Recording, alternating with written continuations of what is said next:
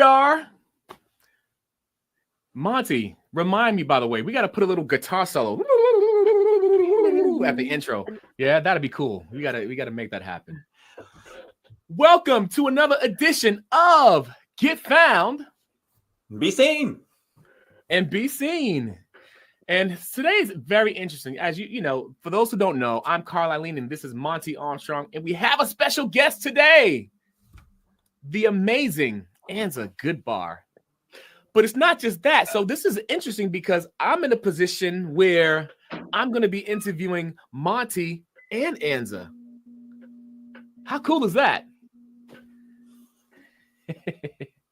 How y'all doing today? Cool. Pretty cool. Yes. Ready to go. This is so cool. I'm so excited. Everything well? Too. Everything is great. I love it. I love it. Well, hey, today we're going to be talking about something pretty cool. The Ideal Client Mastery is the title, is how we titled it. Unveiling the blueprint for the ultimate experience. So we're going to get into it. And this is interesting because the whole idea of having an ideal client, you know, people talk about it, but it's still somewhat of a mystery to a lot of people. It's still something to continually figure out. And who better to speak about that than you two? I don't know who. No, wait, don't answer. We that. don't know. No, right here. We're the power team right here. The power team. That is right. That is right. And so what we'll do is, you know, first of all, I know about you guys, of course. We're really cool, and I have a story. I have my version of the story of how we all know each other. But I want to give, especially even for our audience on LinkedIn, an opportunity for you all to explain who you are, what you do, and let's start off like that. Well, let's let Anza, since I'm always on the show, we'll just let you start out, and then I'll just wrap up with whatever question Carl has. Okay, that sounds awesome. Well, my name is Anza Goodbar, and I am the founder of Influencer Digital Marketing Solutions. And I work with women-led businesses to help them increase their visibility, build strong brands, and engage with their customers through cost-effective, targeted digital marketing solutions. And a big part of that is helping people identify who it is that they're serving, because I say that's the heartbeat of business. You know who you're talking to, your message is going to fall on deaf ears. And so we spend a lot of time before we even get to creating a marketing plan is really determining who that niche is, who that ideal client is. And then we help them create amazing content for social media, for sales pages, for emails, all that fun stuff. Love it. And conversely, of course, I'm Monte Armstrong. Some of you may or may not have seen me on the show before. I come from the other angle of I didn't have an ideal client. I didn't know what an ideal client was, and I suffered burnout, and I suffered poor business decisions. And even though my business was successful, I had to work 3 times as much and 3 times as hard to make it successful.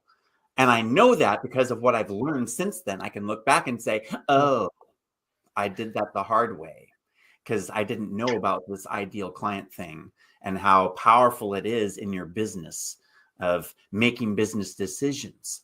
So Anza has all this experience on marketing and reaching your ideal client. And I have this direction for life happiness as far as I'm concerned. Because I was unhappy, and now I am quite pleased with the way I am conducting my business. That's so exciting. Yeah, it is, Anza. And Anza, I love the. By the way, I love your brand name, Influence Her. That's so cool. Influence Her, yes. And you know, I have several guys who have reached out, and they were feeling really left out.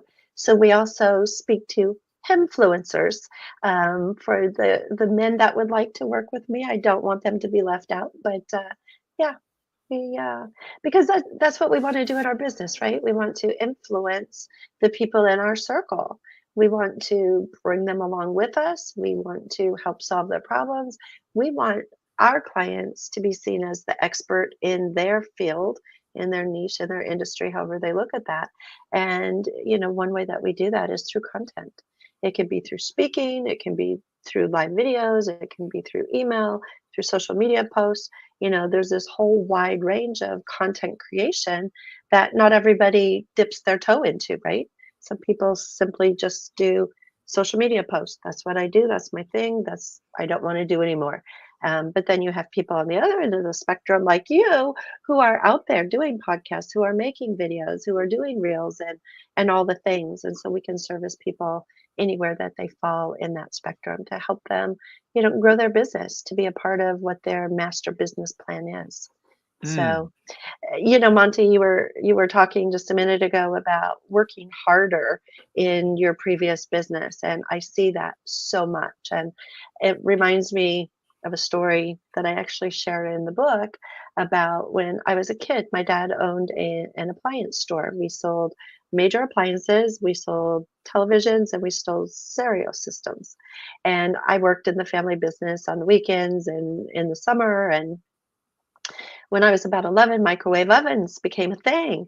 And, we didn't have the term ideal client. We didn't have the term avatar profile. Those weren't a thing yet, right? Those weren't buzzwords. But when the microwave oven came out, my dad sat down with our team and said, women are going to drive this sale. It isn't the husband who's going to see the value in what this product does. It's the wife. And, in not so many words, it's like, what problem are we solving for her? Well, we're helping her prepare meals faster and easier. She can, make a cup of tea instead of putting it on a pot to boil. She can do it faster. She can not heat up the house in the summertime and still do all of these things. And so it's like, what's the best way to do that? Well, back in 1970 something, we didn't have Facebook. We didn't have, all of the means that we have now. And so it was a workshop. We started doing Saturday workshops, inviting women from the community in to teach them how to cook in a microwave oven. And that was where I actually started speaking, because that was something that at 11 years old, I was teaching women how to cook in microwave ovens, because we had to learn how to do it before we could teach them to do it, right? And then all of a sudden that became like this huge thing. And so people in businesses have been doing this all along. They just didn't necessarily realize that they were doing it. They weren't maybe using the terms that we use today to figure it out. But we always have looked at, what's the problem my client's having? How can I effectively communicate how I can solve that? And then how do I need to deliver that message to them? Where are they? How can I reach them? Back then it was radio ads, TV ads, or billboards. Or flyers, right? That's what we did back in the 70s and 80s. Right? Yeah, we've all been there. But now we've got so many choices, and being able to determine what are those right channels. Where are my people hanging out? How do I find them? Yeah. Right. And Carl has said many times how back then it required tons of money and tons of time for the market research side to figure out any of that stuff. Yes. Right. Yes. Right. Yeah. That's so true. And that's why I love now. Honestly, to be honest, I don't know if I'd be in business if I had to do it even 20 years before, 20, 25, 30 years prior, it's just so much. The playing ground is so even now. The playing field is so even, as they say, right? And there's so many opportunities, so many options. Remember that word, Monty? Indeed. Yeah. So many options, and especially even with social media. I try to tell people, hey, listen, this right here, this all of this is free TV. So why ain't you on it? So I love what you all are saying. That's so true. And I appreciate you even breaking down and telling us in the story. And it's good to be reminded of our history and where we've come from, where we're at. When you have more options, and things are more spelled out, you can be more intentional, and that just boosts your efforts so much. So love it. Mhm. Love it. So, hey, I'm curious. Well, I know this. I know the answer to this, but I'm asking for our audience. Like, so what made, like, how did you all meet each other, and what made you work on your project together? Like, I know, but I want you to tell our audience. I would love you to share that story, Monty. Well, I don't know exactly where the meeting part happened. It was because of the copy and content AI group. And Yeah. I don't know if it was from the group or from the book challenge, which one came first. Mm, But somewhere along in there is when we first started interacting. yeah. And so that was a year ago. And Right. we just had our Facebook friendiversary, 1 year Yes. friendiversary there. That's So right. that's that point. Well, those were, because when we met, it was like, hey, Facebook friend. All right. So that way Right. it was a message. And so Right. it's been quite some time. We had you as a guest on one of our early shows, one of our early podcasts. Right. And from that point, just I saw a lot of your posts and saw that you are talking about the same thing that I was learning and developing a whole thing about. And so then we just kind of started talking about that topic. And I got to the point where I have my idea of where I'm going. And I thought, oh, what I need to do is write a book about this. And I know how to do it. I've got all these tools. I've done it before. This will be my third book. I could do it, no problem. But wouldn't it be more fun to have someone else who has the same topic? And I didn't even really mean, it wasn't like I said, whoa, Anza comes at it from this point of view and I come up from this point of view. And because of that, it makes us a power team. Well, that just happened. It was just the fact of, I just don't want to do it alone. I want someone to rip off of and someone to share in the triumphs, and so that's why I reached out. And apparently Anza thought it was a semi-decent idea. By the way, Monty, you sound like a musician. Right? You gotta riff off of each other. Got a little music, a little dance in there. Right? Little groove. Just want to have a little fun. I want to take that just a little step further in that we did meet in the copy and content.ai group. And, through that group, we were kind of interacting through the leader of that group. And every time Monty would come up and share something that he was doing in a project, we were all using the same tools, but I saw he was using them in such a different way. He had such a different perspective. And so when he approached me and said, hey, I think we have some opportunities to collaborate, I was like, oh my gosh, yes. Because his mind thinks so differently than mine. And it's been so much fun to have conversations and to see things come together in a really cohesive way. And just go to levels that I would never have thought of on my own. And so it's been really fun just to bring our very different backgrounds and bring them together through this common thread of this thing that we do independently in our business, and be able to work on it together and create something so much more impactful than what we could do on our own. Because we certainly could each have done it separately and it would have been absolutely fine. But this has been so much fun, and it's been a great learning, and it's given us, I think, a more diverse topic perspective than what is out there. And that's, I think, what we're most excited about bringing to the publishing of this project. Right, I agree that and that angle that you're talking about that I am introducing into our collaboration is there because of your perspective, because it's built off of that. It's not just that I had that and now you're tapping into it. It's that we put in together. So there's that coming back to how we spoke the other day. Balance isn't necessarily on a scale. Sometimes balance is in a recipe and having the right amounts of the ingredients. That's true. Dude, and that is, I love how you say that, Monty. That's so true. Because that Anza, I agree with you. I'm the same. Monty thinks differently than me too. So I'm like, why I do you think think about it differently like than that? everybody. It's a recipe. It's a recipe. It's not so much a balance always. Right. It's a recipe. And that's so Right. huge. Write a book about It that, by is. the way, too. Ha. Oh man, good stuff. And so that brings us to our topic, just even the ideal client. In your opinion, knowing your ideal client, why is it such a big issue nowadays? And why is this such a problem in the business world?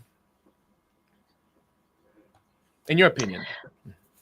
In my opinion, well, again, kind of like what I said at the beginning is I feel like it's the heart and soul of your business. If you don't know who you're talking to, and this is a problem that I see is that, and I have done this myself. I mean, Monty and I kind of went through this together, and I am guilty of doing this myself, is that we think of all of these different people that we could serve.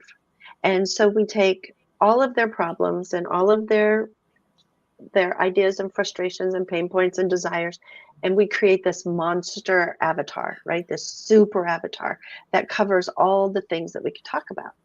But when we do that, we're not talking to anybody because our message is so watered down and so convoluted that it's like wearing a blindfold and trying to play darts and just hoping that you hit the wall that the dartboard's on. If you happen to hit the dartboard, wow, that's really huge. If you hit a bullseye, that's almost unheard of, right? And so being able to really look at who is that person? Who's that one person? What is it about them? And then I think the other part of this is people think I can only have one avatar. No, you can have as many as you want to have, but your messaging is going to be a little bit different. And I share this story in the book too. I have a client who is a transitional coach, and she worked with women going through life transitions. What does that even mean?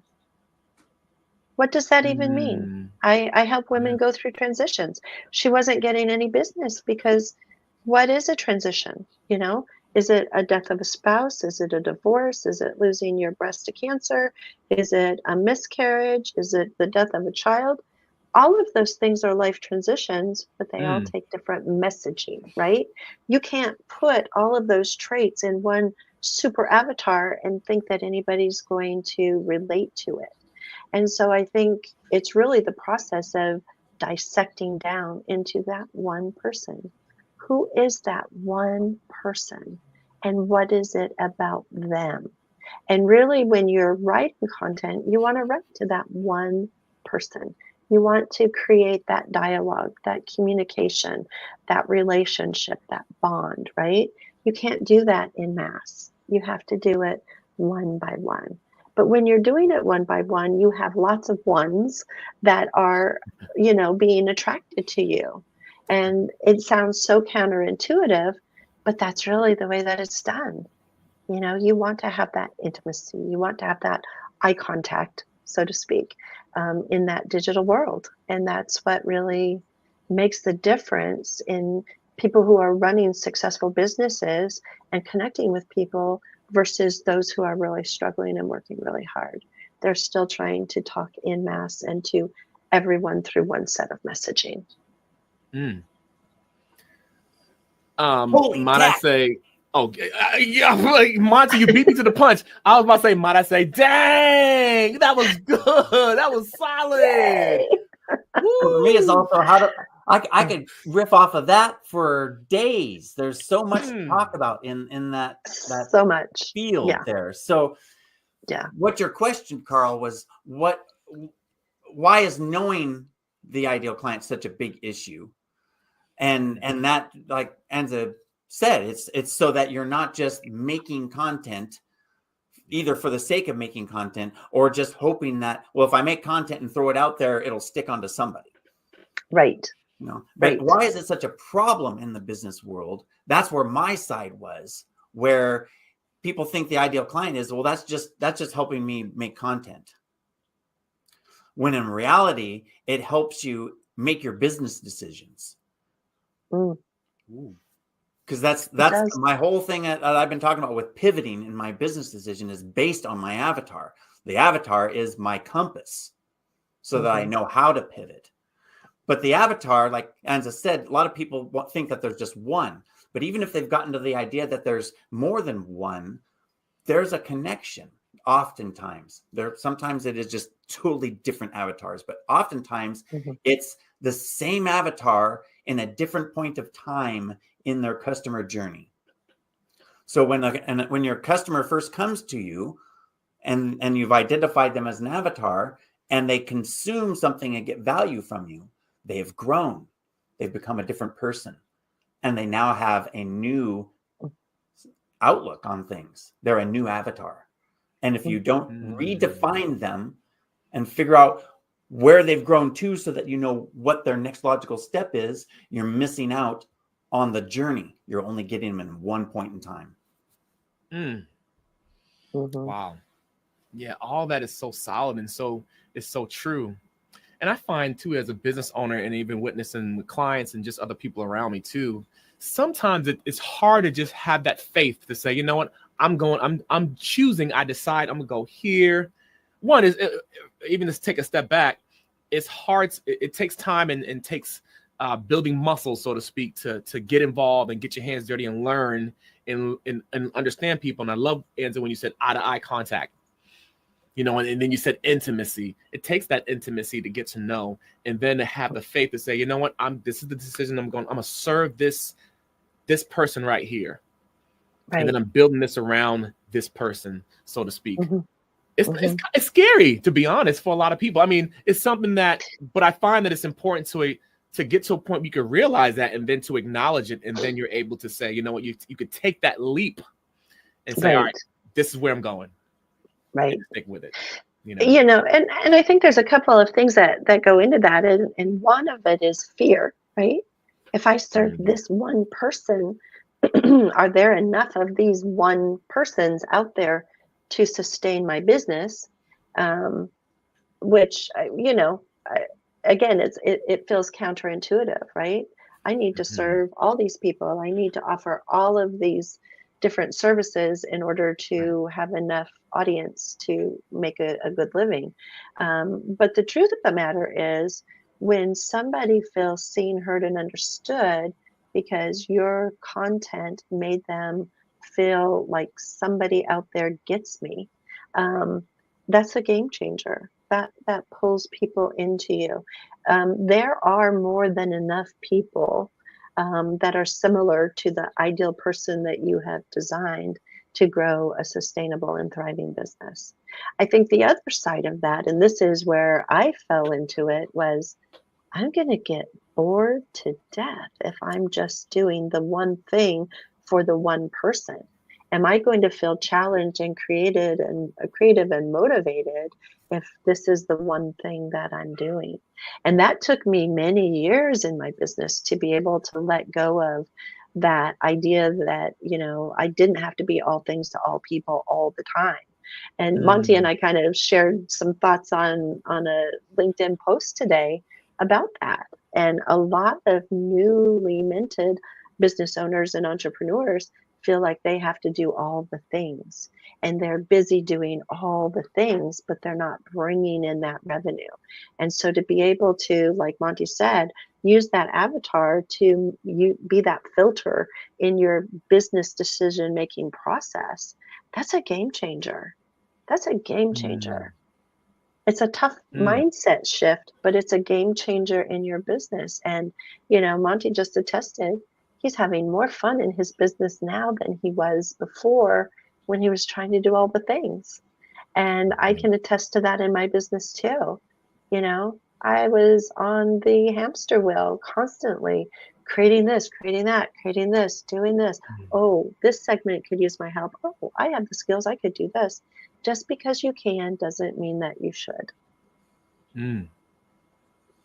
Yep. That was my big Achilles heel. Yeah. Is as saying no. And it's the reason why is the difficult part to get over, because you want to explain to somebody. Right. And well, I don't know, maybe this is me. I don't want to tell someone no because then they think I can't do it. For one. Right. And then there's the fear of missing out. Yes, maybe I could build a business on just this one avatar, this one type, but what am I missing out on? All these other people, I could have a bigger business. Because traditionally, Right. in my age group, when back in those 70s and 80s, when you're learning about life and stuff, business is brick and mortar, and this is how you do it. Right. Right.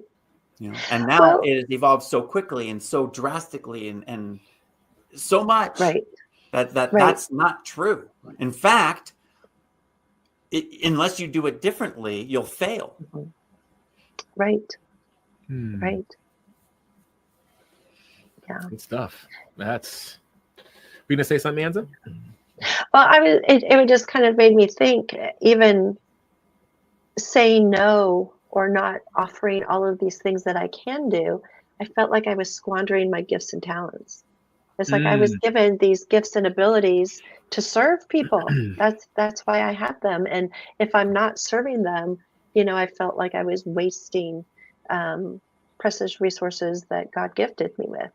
And, I kind of moved through that with John Maxwell saying, be really great at the things that you're good at and delegate the other things. And that, takes you into a whole nother aspect of your business in surrounding yourself with collaborators and team members that can fill in those gaps for you. So you don't have to be all things to all people. But, for some business owners, that's also a thing, that they really struggle with. They feel like God gifted them with certain abilities and they should be using them actively every day through their business. For me, it was also, well, if I don't help them, who is? These poor people need help. If I don't help them, who's going to help them? Right. That was difficult. But then when I finally realized if I'm going to help them, how much help can I give them? Well, with the amount of time and resources that I have left over after helping all these people, I'm only going to be able to give them 20%. So I'm giving 20% effort to everybody. Right. One, that doesn't make me feel good. And two, that doesn't project the business that I want to project. Even though 20% was sufficient to satisfy the needs. Right. I don't want to give 20% to people. So that was part of that decision-making process. How can I give 100% to all my clients? And therefore my business is automatically elevated. I'm already now I'm over delivering instead of meeting the requirements. Right. Wow. That's there you go. Snaps, right? Snaps, Don't give the bare minimum. Give 100%. Over Monte, and you over deliver. I know that for a fact. It does indeed. I know that for a fact. So for both of you, what are key elements that entrepreneurs need to consider when defining their ideal avatars? Do you want to go first, Monty? Yeah, I'm going to let you go first. Oh, wow. Okay. You go. So, you go. I think one of the things that people really overlook is competition research. You want to look at what else is out there, what else is working, who are you competing against? Because at the end of the day, and you might have heard this in different terms. You might have heard it as your blue ocean, which I think is a Russell Brunson thing. You don't want to be in red waters where the sharks are already out there, making their meal. Or you might have heard it as being an economy of one, that you are creating your own economy. You want to look at what's out there. What are other people doing? How are they talking to their people? Where are their people showing up? And then you're able to sit down and say, who is it that I really want to work with? And I even asked myself, how do I want to feel when I'm working with these people? And then you can start to self-select. You know what? I don't want to work with people who are bossy and they've already made up their mind and they're not open to hearing new ideas. Don't want to do that. I'm going to, right? It's like, I'm going to be beating my head on the wall. I don't want that, I only want to work with people that have these traits, right? I want to work with people who are in the coaching and consulting industry. Great. What does that mean? What are their unique attributes? Oftentimes, people in the coaching and consulting business are really great at coaching and consulting, not necessarily great at business building, right? So, how can I marry, again, looking at what are our strengths and weaknesses? How do we come together? So, what problem can I help them solve? And then, narrowing that down again to that one person. So, I think really being able to start with who's your competition? What are they up to? How can you look at what they're doing and then find that gap? What is it that they're not doing that is a need that you are uniquely qualified to jump in and fill? And I think that's really at the heart of it. And Monty will attest to this. There's so many other steps and questions, but I think that that's a great starting point that people forget. It's like, oh, I'm going to go in and I'm just going to do this and that, and they don't have any research. And there are so many people, it's a busy space. They haven't taken the time to differentiate themselves, to create their own value proposition that is different than what the hundreds of other people in their space are already doing. Right, right. Yeah. I like that one. And like Anza said, there's tons. So you got all these psychographics, all these demographics, all these buyer habits, all these mental thoughts, and things that you. It's not that you need to look at them all. You need to identify the ones that are relevant for your situation, and then gather those specific data points. But just to expand on what Anza said, that oftentimes the most overlooked one is your competitor. And it's not just your competitor as a competitor, but it could be a competitor as a collaborator. So I've had in my business several people that were considered, as far as a consumer would be concerned, we were competitors. But really, our services only overlapped a little bit. So one example is there was a guy who he does fix computers like I did fix computers, but he focused on Apple and he focused on mobile phones and tablets, whereas I focused on PC and websites and IT support for businesses. And so there was room there that people were calling me, hey, do you fix Apples? Do you fix phones? No, I don't. But this guy does. And so therefore, rather than me just saying that or saying, nope, I don't do it, sorry.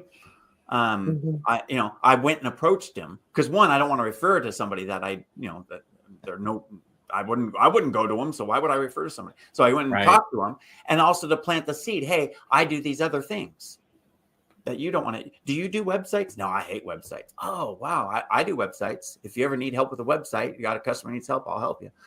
And so I've gotten several jobs from that. And I was able to send people to a reputable place when they needed help. And I was thanked many times. Oh, I really appreciate you giving me a lead because I didn't know where to go. I'd like to just dovetail on that a little bit too. When you're looking at competition research, you want to look at where you are in the stream, right? And so you want to look at people who are downstream from you. So when you're done with them and they're looking for the next level, who can you refer them to? But then you want to look at people who are up the stream from you, just like Monty said, who maybe don't do the service that you do, but they would be your ideal client. And you want to build that relationship. So in like the example that he shared, you don't do websites, I do. If you've got clients that need help with that, I would love to help you. You can put together a referral program or an affiliate program, however you want to define that, because that's really a smart way to spend marketing dollars, versus wasting money on ads or other forms of advertising. Having that handshake, going back to the brick and mortar, you've got this agreement, you've got this relationship with this trusted business partner. I think that is really important, and it's something that you really want to think about when you're looking at who your ideal client is. Where do you fit in that buyer's journey? Because that's a really important thing to consider as well. when you're making those decisions, because it is a filter that you use when you're making business decisions on who do you serve, how do you serve them, who do you need in your circle. And your team doesn't have to be an employee in your team. Your team can be those people that you refer to, those referral partners, those business besties. And so I think that's an important consideration too. Thanks for bringing that up, Monty. Indeed. That was cool. I love that phrase. Hey, we're business besties. That's right. That's right. I love it. I love it. And I love what you both said, because I find that it's helpful because, one, hey, I'll keep it real. That takes more work. That takes more mental work, and even for your business, there may be people on your team, if you have a team, who, they can't do it for you. You have to be the one to do that for the most part. Probably that could be the case, but at the end of the day, it just produces so much more personal development, business and personal development for you, and you come out taller out of in the outcome. So I love what you all said. That's inspiring. That's on point. So, what inspired you to read? I understand there's a book that has been written, right? And it's in that it's and it's exciting to hear about it. So, and it's called The Ideal Client Map, right? And these two amazing authors wrote the book. Can you tell me about the book? Let's talk about the book. I feel like you start with that one, because this book was your dream child, Monty. Okay. Well, I just want to share my knowledge. I mean, that was the first part. It's like I'm going through this journey and I'm learning all these great things that I wish I would have known. And that's the perfect thing to pass on to other people. Hey, before you get going, here's some stuff I wish I would have known. So that's probably the biggest factor there. Yeah, I think that's probably the sum of it all. I think that's right. I think it's, let's give people the easy button. Let's give people the easy button, because oftentimes it's the scenario of they don't know what they don't know. They just know it's not working. And so I think the ideas that we bring together in the book give them the opportunity to say, oh, this was the piece I was missing to make it all come together. And I think that will be the fun of people reading the book, is being able to go through it in a very logical and sequential manner to say, these are the things that I need to really be clear on who I'm serving. And I think it's been so fun as we've gone through this process, that as long as I have been at this and doing this, I'm still learning. I'm still learning. The landscape is constantly changing between algorithms, or, the economy is changing. And so you need to pivot in your business. What does that look like? What does that mean? Like Monty said, when you have your own client avatar and they've purchased things from you, they've gone through your program, your training, your course, they read your book, they're now changed. They're at a different point in their life. And so many people create an avatar and think, I did it, it's off my list, I'm done. And that really isn't the case. You want them to evolve with you as you and your business evolve and grow. And so I think that we're introducing some new ideas that maybe people kind of thought in the background, but dismissed it because it was more work, right? And so I think that we're bringing some things that are going to help ignite their creativity, their innovation, and their business growth. And so we're really excited to do that. Not just define your avatar, but avatar or ideal client avatar development. Right. Development. That has been a theme word with us. And I gotta say, Carl, thank you for providing that word for me. It's one of those things, just like Anza said. So we knew it was there. It wasn't like, oh, I've never heard that word before.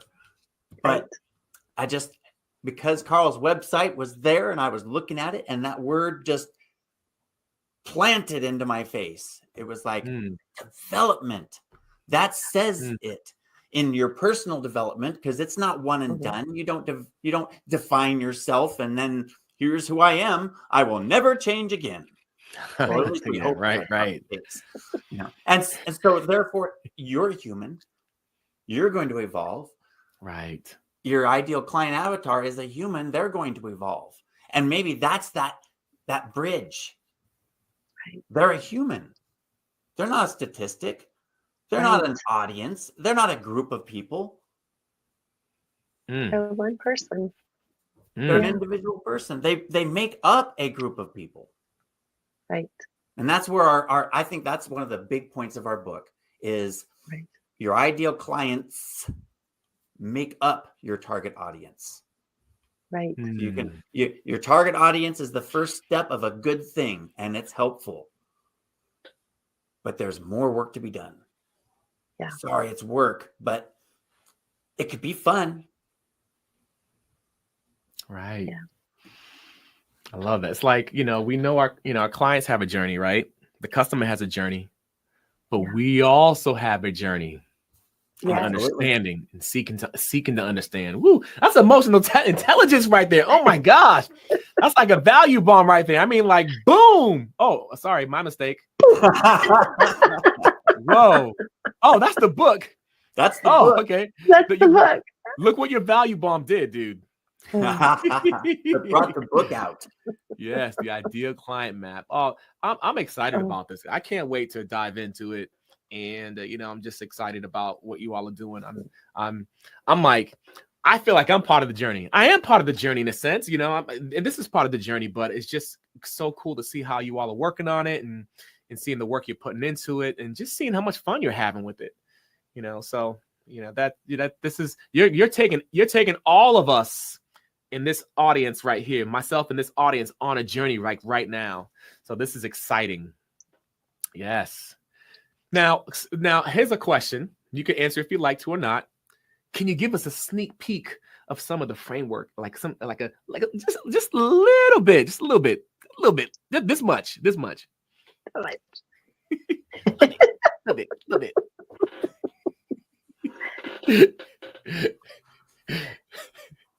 I get goofy sometimes. You do. All right.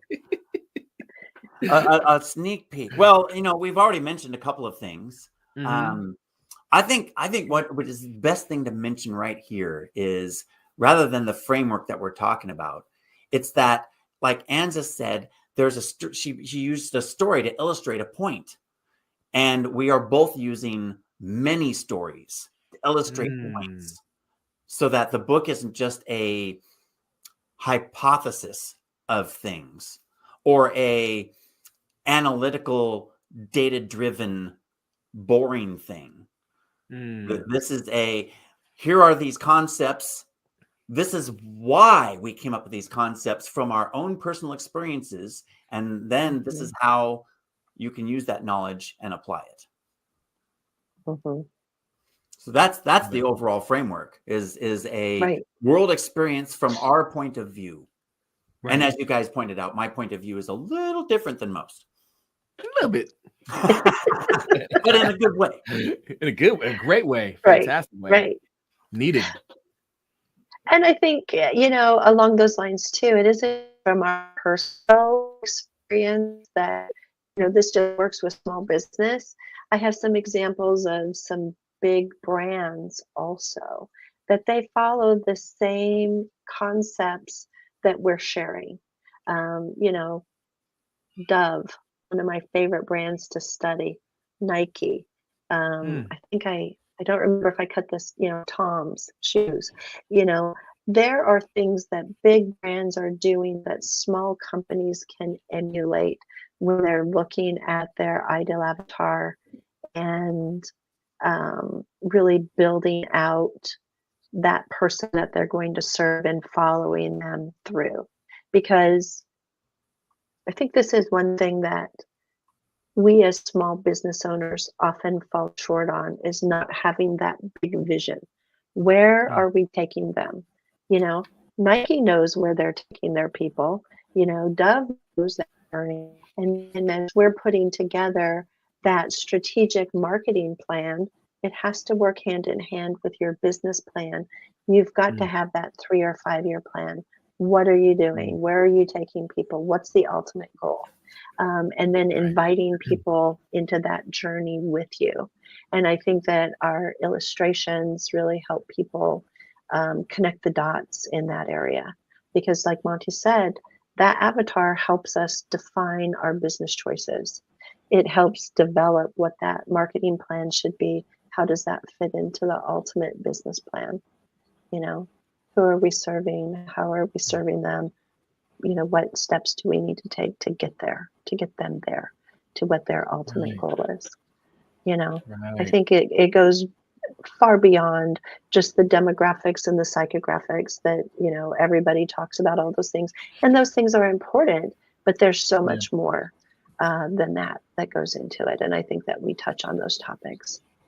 Love it. Wow. And developing the brand voice. That's something Anza says a lot. And that is part of, knowing your avatar is key for that. Because otherwise you're developing a brand voice and then trying to find people that fit. Right. And since it's easier to change yourself than it is to change others. Developing your brand voice. That's been key for me over the last few weeks. Yeah, that is so important.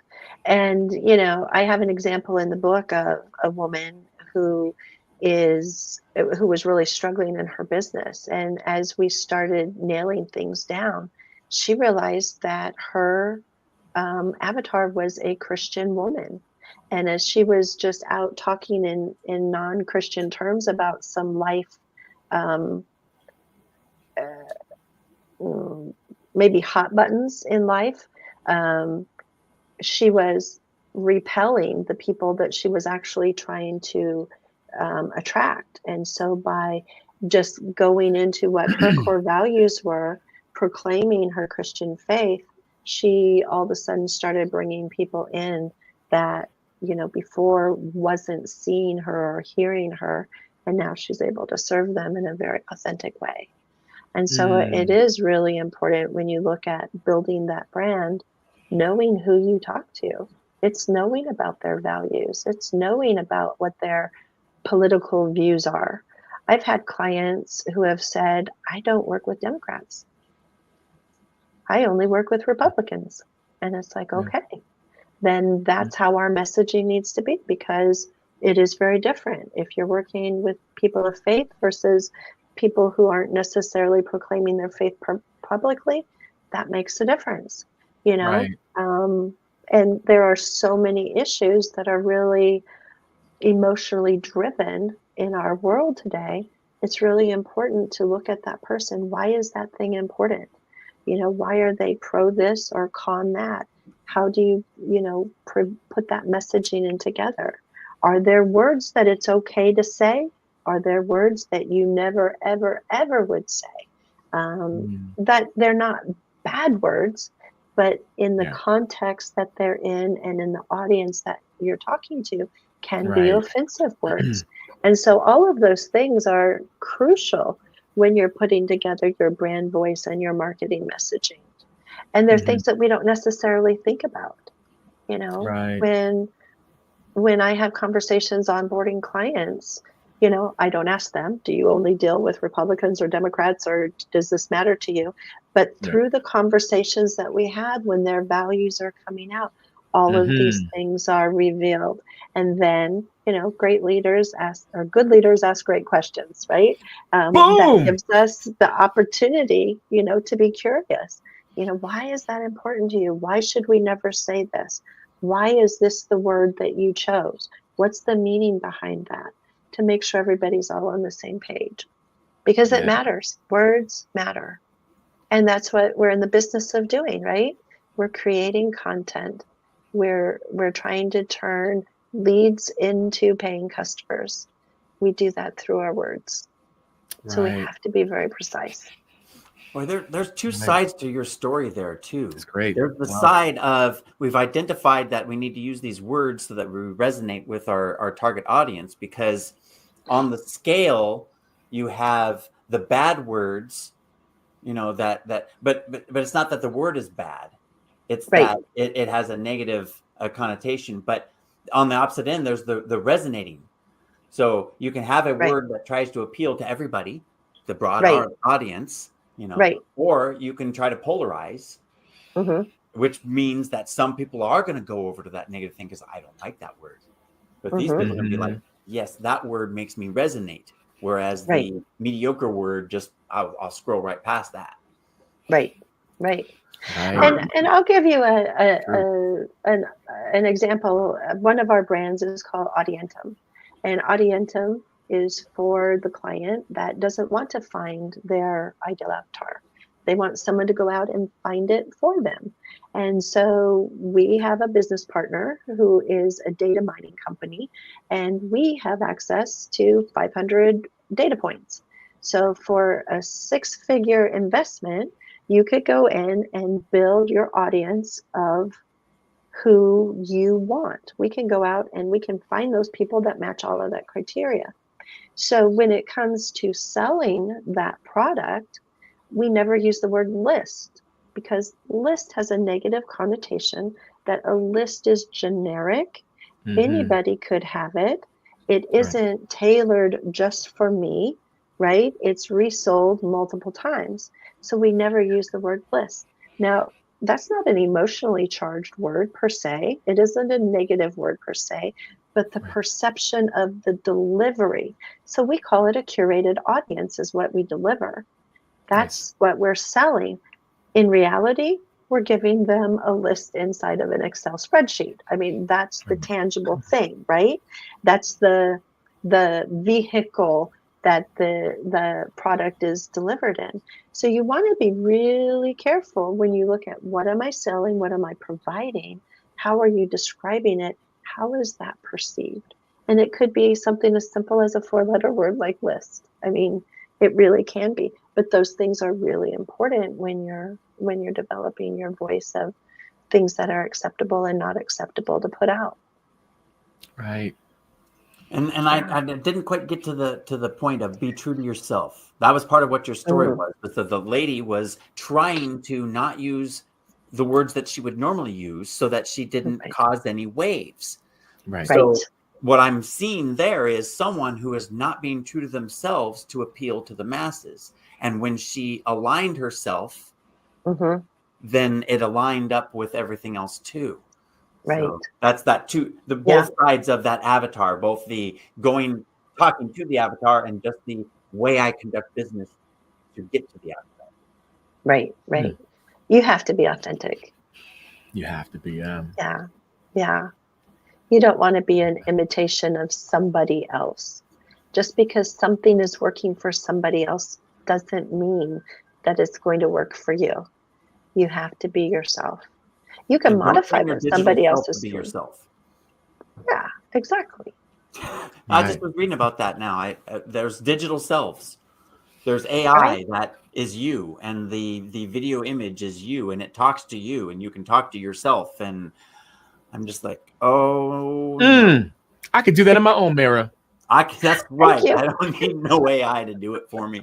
I can even do that on camera too. Right. Hello, self. Oh man, there's so many golden nuggets in what was said today. Anza and Monty, and wow, I think about today. One thing I thought about too was the journey, the customer journey, but also your journey in understanding your customer and potential customers. And one thing I thought about was emotional intelligence. We need a phrase for the business side of things. It's somewhat emotional intelligence. You got to understand people where they're at and pay attention to the context of where they're at and be able to join that.